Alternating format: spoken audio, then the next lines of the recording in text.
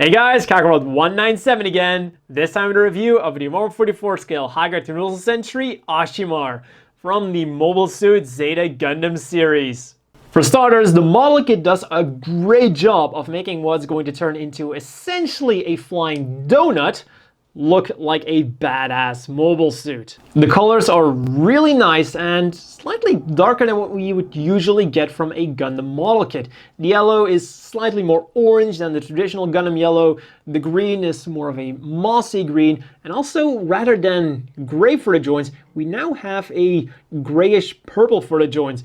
And surprisingly enough, it all blends together really, really well. Also, for the mono eye there, we have a clear piece.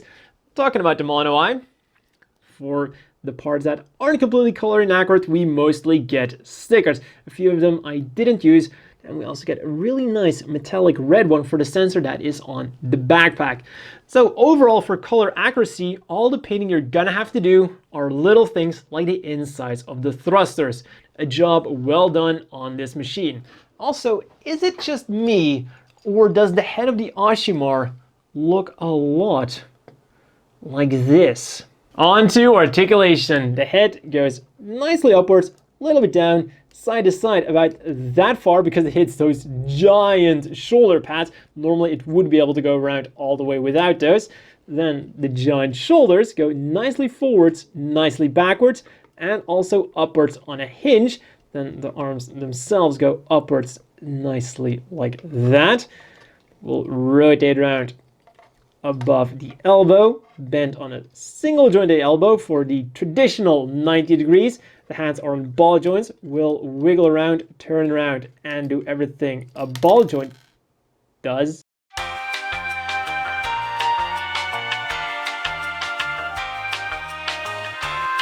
The waist does not move side to side, but it does go really, really far forwards, thanks to that joint.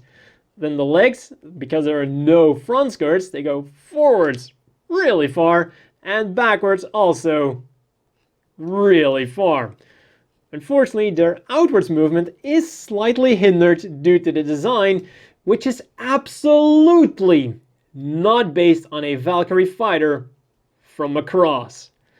Then the legs are at a double joint on the knees, but unfortunately we only get about a 90-degree bend, presumably because there are some pieces and, you know, the transformation. Then the feet go forwards really far, backwards not quite as much, side to side, and also rotate around. Once again, those feet are absolutely not taken directly from a Valkyrie. So overall, the articulation for 2005 standards is pretty damn nice. But on top of that, we also have this funny situation where the transformation is both hindering the articulation, as is usually the case, but it's also helping the articulation. Accessories are going to be very quickly done. We simply get one beam rifle with one extra trigger finger hand that is on an angle, and the beam rifle looks a bit plain and boxy, but at the very least it fits into the hand absolutely perfectly and looks good when the Asshimar is holding on to it. Also, the angle of the hand is very, very much helping. That angle was really made for a purpose. Then the final thing that we're getting is an action base. And not only does this thing serve as an action base, but you can actually store the extra right hand and also the clip which attaches the mobile armor mode to this action base underneath the action base. It's just a little thing, just a little thoughtful thing that's really cool. And now, how to attach this thing to the regular Asshimar? You have the choice of either this right there on his back, or we get the usual butthole connection, nicely hidden away by this part. Oddly enough, this is not hidden away at all. This is just out there for everyone to see, but that thing is hidden. And finally, it's time for the transformation. And yes, I said transformation. Despite being a relatively old model kit from 2005, and despite having a relatively complex transformation, it pulls it off beautifully. So let's get transforming.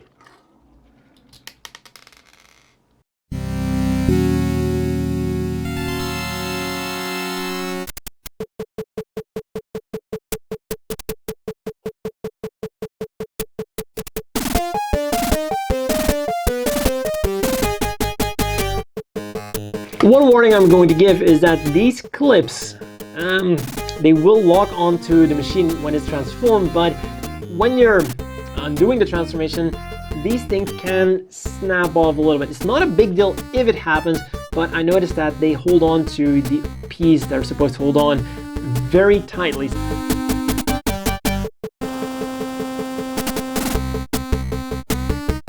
Now these legs, they transform absolutely beautifully.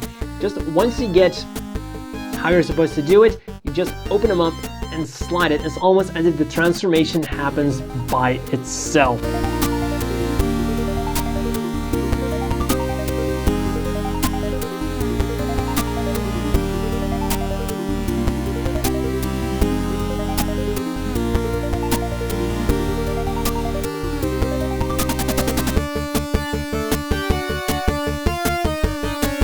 And there we go, the world's best flying donut. The one unfortunate thing about the transformation is, in my opinion, that the beam rifle is kind of like just tacked on there. Rather than having it more aerodynamic, like somewhere here or on the side maybe even, it's just like glued to the bottom. Also, this is how it's going to connect to the action base now. Simply, there's a peg here, a hole there, and that then goes on there. Such a majestic flying donut. As always, the inevitable question is, do you want to buy this? Well, for 2,000 yen, the Asshimar is admittedly on the more expensive side. However, I would say that with everything it's got going for it, it is worth that price. Despite being a fully transformable model kit, it doesn't suffer any drawbacks in mobile suit mode. And the one drawback it does suffer from, it makes up for it with a positive. So that's really important for a transformable mobile suit, to still have a good base model kit. And talking about that base model kit, the Asshimar itself just looks really nice. It's a relatively bulky and big mobile suit, which, to be honest, I wasn't really expecting that. I thought the Asshimar would be smaller, more like a standard size mobile suit, but it is significantly bigger and more bulkier than your average gym. And on top of that, the Asshimar is just a really unique machine. You definitely don't have something like the Asshimar on your shelf. The only thing that comes close to it is the Angsha, which is based on the Asshimar, and even that thing looks pretty damn different from the Asshimar. Add to that the fully featured action base, and you can start to see where that 2,000 yen went. I mean, especially with the action base, usually if we get an action base, well, if we get one at all, we get a fixed pose action base. This one is actually fully movable forwards, backwards, and also side to side. So this is definitely a step up from what we would usually get with any old model kit. So the Asshimar, despite being on the more expensive side, is a model kit I can definitely recommend if you want something more unique, if you like the Titans, or if you just like the Asshimar in general. However, if you're still kinda not really convinced, I will admit there are better deals out there, because for 2,000 yen, you really get to those hard hitters with a lot of accessories or a lot of bulk. The Asshimar is more a very solid model kit with some good accessories. The Asshimar might not fall into one of those extremes, but it is an overall nicely rounded model kit.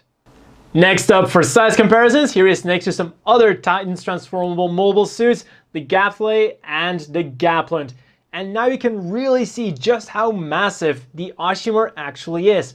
he's bigger than the Gapsley, and depending on how you're measuring, in head height, he's bigger than the Gapland. The Gapland, of course, with its wing binders, is overall bigger, but when just counting head height, it's a pretty impressive machine, the Asshimar. And finally, here he is next to the standard size Gym Custom and the always bulky Zaku 3.